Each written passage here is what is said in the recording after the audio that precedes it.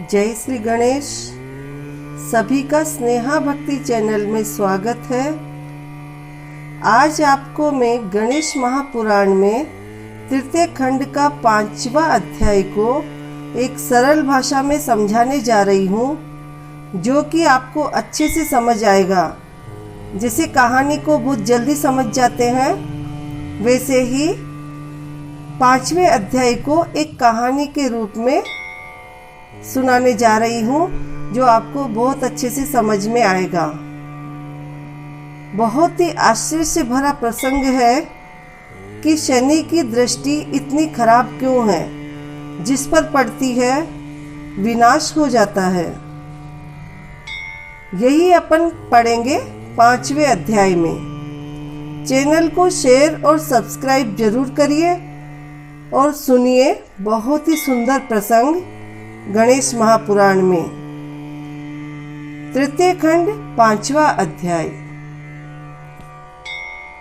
एक बार शनिदेव ने सोचा कि बहुत समय हो गया मैंने गणेश्वर के दर्शन नहीं किए, तो मुझे उनके दर्शन के लिए कैलाश पर्वत पर जाना चाहिए। वहां पर गणेश जी के साथ साथ शिवजी और पार्वती जी के भी दर्शन हो जाएंगे। इधर कैलाश पर्वत पर शिवजी की सभा लगी थी। बीच में शिवजी और आसपास चारों तरफ देवगण, ऋषिगण, ब्रह्मा जी, विष्णु जी, समस्त लोकों का साक्षी धर्म, इंद्र, पार्वती जी के पिता हिमाचल बैठे हुए सभा में उपस्थित थे। सूर्य और चंद्रमा भी इधर उधर बैठे हुए प्रकाश फैला रहे थे। नाचने वाले और गाने वालों की मंडलियां नाचने और गाने में मग्न हो रही थी। कैलाश पर्वत पर आनंद उत्सव मना रहे थे। उसी समय इतने में ही सूर्य पुत्र शनिदेव भी कैलाश पर्वत पर आए, जो कि विनम्र और सात्विक मूर्ति के जैसे नीचे मस्तक किए हुए थे। शनिदेव तो हमेशा अपने काम में गतिशील माने जाते हैं। उनके नेत्र भी हरि के ध्यान में मूंदे हुए और मन में भगवान श्री हरि का नाम जप चल रहा था। काला रंग होते हुए भी मुख पर अग्नि के समान तेज था। कैलाश पर्वत पर आए तो शरीर पर सुंदर रेशमी पीतांबर धारण किए। उनकी चाल सीधी और मंद थी। धीरे धीरे चलते हुए शनिदेव शिवजी की सभा में आकर सबको प्रणाम करके उनकी आज्ञा पाकर एक तरफ बैठ गए। थोड़ी देर में ही बेचैन होने लगे कि यहाँ उत्सव में भाग लेकर नाच गाना देखना मेरा काम नहीं है। जिस काम के लिए मैं यहाँ आया हूँ उसे करके फिर से मुझे अपने काम में लग जाना चाहिए। शनिदेव वहाँ से उठे और भगवान आशुतोष शिवजी से अनुरोध किया कि मैं भगवान गणेश्वर के दर्शन चाहता हूँ और मुझे इसकी सुविधा दो शिव भगवान। भगवान शिव ने मुस्कुराते हुए कहा कि गणेश के दर्शन के लिए माता पार्वती के पास जाओ पुत्र।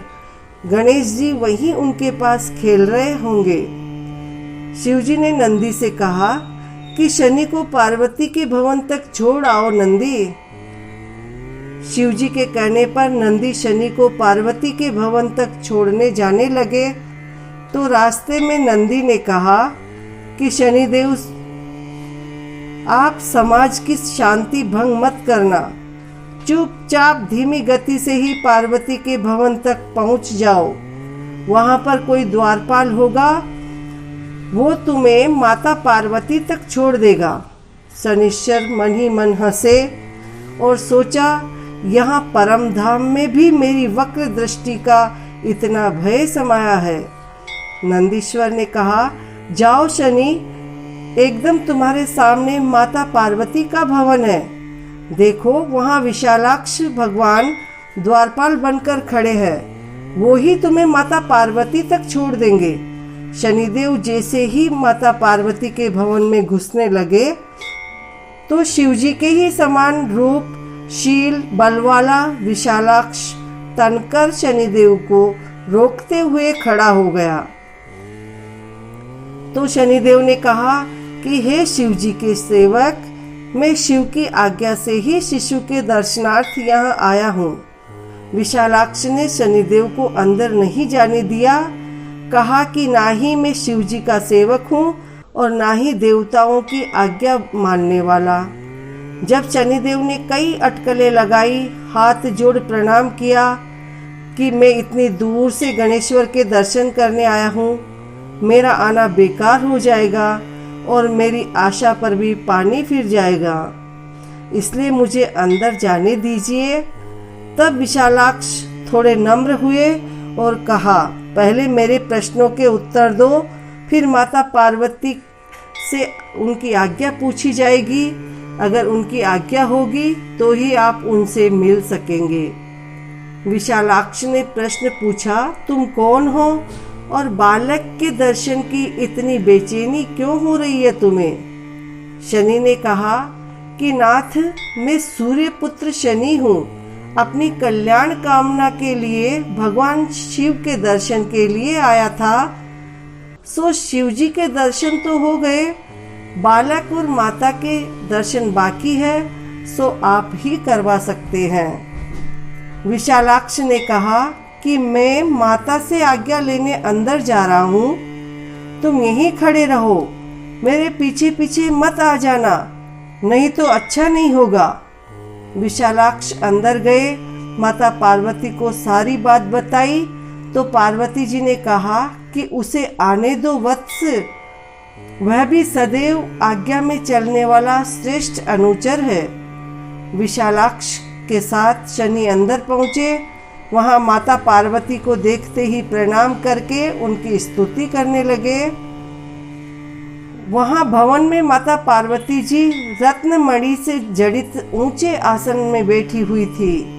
चारों तरफ उनकी सखियां कोई चंवर डुला रही थी, कोई तांबूल यानी पान भेंट कर रही थी, कुछ सुगंधित द्रव्य पिला रही थी। माता ने भी अपने शरीर पर अग्नि के समान वस्त्र धारण कर सोने, हीरे, जवाहरात के आभूषण धारण किए थे। उनकी गोद में दिव्य अद्वितीय शिशु था। अप्सराएं नाच गान कर रही थी। समस्त सभा नारी समाज आनंद से उत्सव मना रहे थे, लेकिन शनिदेव तो दृष्टि नीचे करे हुए थे, तो ये सब नहीं देख पाए। शनि ने माता पार्वती के चरणों में दंडवत प्रणाम किया तो माता खुश हुई और बोली कि वत्स उठो, मैं तुमसे प्रसन्न हूँ, क्योंकि तुम लोक कल्याणार्थ हमेशा गतिशील रहते हो। अतः आयुष्मान रहो और अपना कार्य करते रहो। और क्या चाहते हो, मैं तुम्हारी इच्छा सुनना चाहती हूँ। जो इच्छा हो वह वर मांग लो पुत्र। शनि ने कहा, जननी, मुझे आपके शिशु यानी गणेश्वर की दर्शन की इच्छा है, सो मेरी ये इच्छा आप जरूर पूरी करें। पुत्र शिशु तो मेरी गोद में ही है, मेरे साथ शिशु के दर्शन भी सहज रूप से हो रहे हैं। शनिदेव ने माता पार्वती से कहना शुरू किया कि मातेश्वरी, संसार में तप ही प्रधान कर्म है।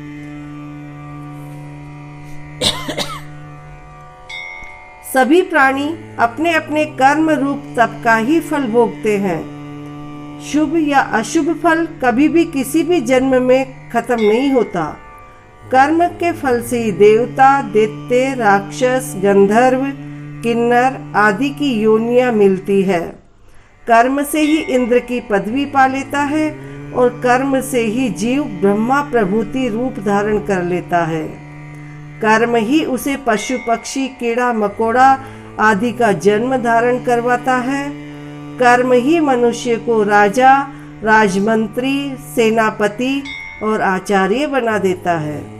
कर्म ही यश, अपयश, हानि, लाभ, जीवन मरण की प्राप्ति कर्म ही करवाते हैं। वर्तमान में किए जाने वाले कर्मों का फल शीघ्र मिल सकता है, लेकिन जो बहुत ही गर्हित होते हैं उनका फल देर से, यानी अगर वर्तमान जीवन में नहीं भोग सके तो वह अगले जन्म में भोगना होता है। हे माता शिव वल्लभे, आप खुद ही कर्म फल के विषय में सब कुछ जानती है, इसलिए मेरी बातों का आपके सामने कोई अर्थ नहीं है। लेकिन किसी घटना को बताने के लिए उसका पहले का रूप भी कहना होता है।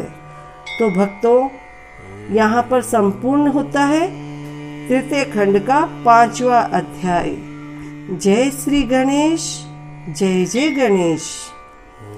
आगे 6ठा अध्याय की कथा जरूर सुनना कि शनि के साथ कैसी घटना घटी कि उनकी पत्नी ने ही उन्हें वक्र दृष्टि का श्राप दे डाला। बहुत ही आश्चर्यजनक कथा की प्रस्तुति अगले एपिसोड में यानी 45वें एपिसोड में जरूर सुनिए। जब तक भगवान गणेश आपको सुखी रखे, संपन्न रखे, निरोग रखे। जय श्री गणेश, जय जय गणेश। जय श्री गणेश, जय जय गणेश। जय श्री गणेश, जय जय गणेश।